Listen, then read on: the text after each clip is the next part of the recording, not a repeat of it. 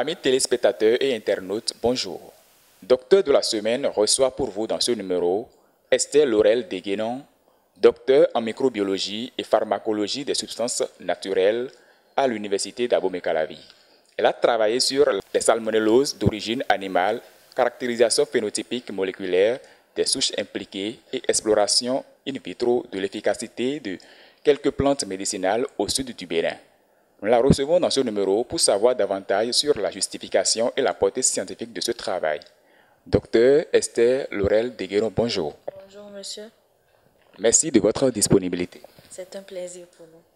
Comme je le disais tantôt, vous avez travaillé sur la lutte contre les salmonelloses d'origine animale, caractérisation phénotypique moléculaire des souches impliquées et exploration in vitro de l'efficacité de quelques plantes médicinales au sud du Bénin. Nous voudrions bien savoir, en une prise de parole de votre part, ce qu'il convient de comprendre à travers cette thématique et les raisons qui vous ont poussé à un tel choix. Merci beaucoup monsieur. Quand on parle de salmonellose, il y a les salmonelloses typhiques que nous connaissons tous, qui est la fièvre typhoïde, et les salmonelloses non typhiques, qui sont ignorées ou très peu considérées, mais qui créent des désordres au niveau de l'organisme humain et qui nous sont transmises par les animaux d'élevage ainsi que les animaux de compagnie. Donc, puisque ces salmonelloses dites mineures sont très peu connues ou très peu considérées, nous avons voulu faire ressortir la portée que cette maladie pouvait avoir sur la santé humaine, puisqu'elles ne sont pas détectables par les méthodes connues en laboratoire pour détecter les salmonelles typhiques, qui sont uniquement une maladie humaine. Les salmonelloses non typhiques, qui sont mineures, sont des zoonoses transmises des animaux aux hommes. Donc nous avons voulu faire ressortir que ces maladies existent, que ces souches bactériennes sont en circulation et peuvent rendre malades les êtres humains qui sont en contact avec les animaux. Bien, il faut le croire sans doute que votre travail est un travail de terrain et vous allez nous dire quel a été le constat, l'état des lieux à propos de la thématique. L'état des lieux à propos de la thématique, c'est que dans nos hôpitaux, les salmonelloses mineures ne sont pas réellement diagnostiquées. Dès qu'on te prend à l'hôpital, que tu as une fièvre ou que tu présentes des signes de maladie, on va te faire les tests liés au paludisme, les tests liés à la fièvre typhoïde. Et quand c'est négatif, on dit c'est négatif. Ce n'est pas de la fièvre typhoïde. On ignore qu'il y a d'autres salmonelles qui peuvent constituer un problème de santé pour les populations béninoises. On est donc allé sur le terrain rencontrer des éleveurs afin de savoir quels sont les traitements qu'ils administrent à leurs animaux quand ils présentent les signes de salmonellose. On a donc recueilli, on a fait une enquête également auprès de tradithérapeutes sur les plantes qu'ils utilisent pour traiter la fièvre typhoïde chez les êtres humains. Nous avons donc recensé, aussi bien au niveau des éleveurs que des tradithérapeutes, les plantes les plus utilisées. Nous les avons ramenées en laboratoire. Nous avons recherché des souches de salmonelles responsables de salmonellose mineure que nous avons retrouvées dans les selles de déjection d'animaux destinés à la consommation humaine, ce qui est déjà dangereux. Nous avons pu réaliser des tests de biologie moléculaire sur ces souches pour voir quelle est la conséquence de ces souches-là sur la santé quand ils sont en contact avec les êtres humains. Nous avons donc pu constater que ces souches sont virulentes et peuvent réellement causer la maladie quand l'être humain est en contact. Bien, nous constatons que vous avez déjà abordé la méthodologie de travail que vous avez utilisée. Et nous aimerions bien savoir si en dehors de cette méthodologie, il y a d'autres méthodologies de travail que vous avez adoptées. La première méthodologie de travail, c'est déjà le contact avec les éleveurs et les tradithérapeutes. Il y a eu beaucoup de réticences, surtout dans le rang des éleveurs, qui pensaient qu'on était là pour le ministère de la Santé, qu'on était venu pour abattre leurs bêtes ou qu'on était venu constater des dégâts pour revenir fermer les fermes. Donc c'était difficile. Il a fallu du temps pour leur faire expliquer, pour leur expliquer plutôt les tenants et les aboutissants du travail qu'on voulait faire.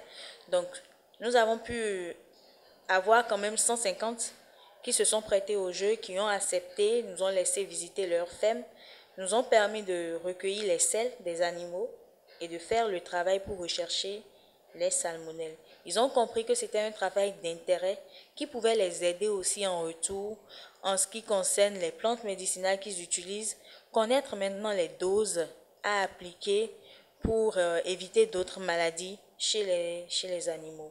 Avec cette méthodologie de travail, quels sont de manière concrète et substantielle les résultats auxquels vous êtes parvenus? Le premier résultat probant auquel nous sommes parvenus, c'est déjà l'identification des souches. Nous avons identifié 10 souches de salmonelle dans les selles d'animaux normalement destinées à la consommation humaine, 10 souches succassant 6 échantillons collectés. Et ces souches, il faut le dire, elles ont présenté des gènes de virulence, ce qui prouve que ces souches sont réellement pathogènes pour l'homme. Ensuite, nous avons pu découvrir que les éleveurs utilisent très peu les plantes médicinales, malgré qu'ils en connaissent, parce qu'ils ne savent pas réellement les doses à administrer et ils ont peur des chutes de ponte au niveau des animaux ou d'autres maladies qui pourraient survenir. Et au niveau des tradithérapeutes, nous avons pu identifier 57 espèces végétales qui peuvent traiter la fièvre typhoïde. Bien, avec ces résultats, vous pensez apporter des solutions à quel problème? Nous pensons apporter une solution au traitement des salmonelloses mineures. Déjà, nous avons pu faire la lumière sur ces types de salmonellose, puisque c'était ignoré. Maintenant, je pense qu'avec cette thèse qui vient de finir, nous avons pu ressortir que ces souches existent, sont présentes et peuvent rendre malades. La solution que nous apportons maintenant, c'est les plantes médicinales que nous avons pu identifier afin de traiter ces maladies. Des tests en laboratoire ont été réalisés sur ces plantes et elles ont montré une activité intéressante sur les souches de salmonelle isolées. D'accord. Par quelle manière pensez-vous mettre ce travail au service du développement? Merci. Déjà, nous avons des partenaires qui peuvent nous aider dans la formulation de médicaments traditionnels améliorés, mais vraiment améliorés, qui pourraient aider aussi bien les éleveurs que les tradithérapeutes dans le traitement de ces salmonelloses mineures, puisqu'il y aura des doses précises à administrer aussi bien chez les animaux que chez les êtres humains, mais également faire la lumière sur la pharmacopée verte, qui est aujourd'hui un réel atout pour nous au Bénin et en Afrique. Bien, vous allez nous dire les difficultés auxquelles vous avez été confrontés pendant la réalisation de ce travail. Les difficultés, comme je vous l'avais dit au début, c'était beaucoup plus par rapport au contact humain au niveau des éleveurs et au niveau des tradithérapeutes. Les éleveurs, eux, ils pensaient qu'on était là pour détruire les fermes ou tuer les animaux qui seraient malades. Mais au niveau des tradithérapeutes, ils étaient réticents à nous donner les recettes parce qu'ils pensaient que nous allions utiliser directement ces recettes-là pour nous faire de l'argent et leur faire perdre des marchés. C'était un peu les problèmes que nous avons rencontrés, mais avec le dialogue et les explications que nous avons pu leur donner, nous avons pu arriver à bout des différents travaux que nous avons eu à faire. Bien, à vous, docteur Esther Laurel Deguenon, vous nous avez parlé sur la lutte contre les salmonelloses d'origine animale, caractérisation phénotypique moléculaire des sources impliquées et exploration in vitro de l'efficacité de quelques plantes médicinales au sud du Bénin. Vous disposez à présent d'une minute pour vous présenter davantage à nos amis téléspectateurs qui vous ont suivis. Merci. Moi, c'est Deguenon Esther Laurel. Je suis mariée.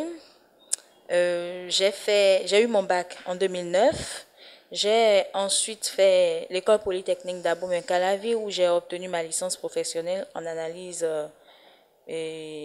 biomédicale en 2012.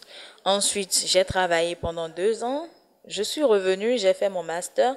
J'ai fini en 2016 et directement, je me suis inscrite en thèse où je viens de finir. J'ai soutenu la semaine passée. Et là, j'ai le titre de docteur en microbiologie et pharmacologie des substances naturelles. Vous l'auriez compris, chers amis téléspectateurs, c'est la fin de cette rubrique qui a reçu pour vous Dr Esther Laurel Deguenon.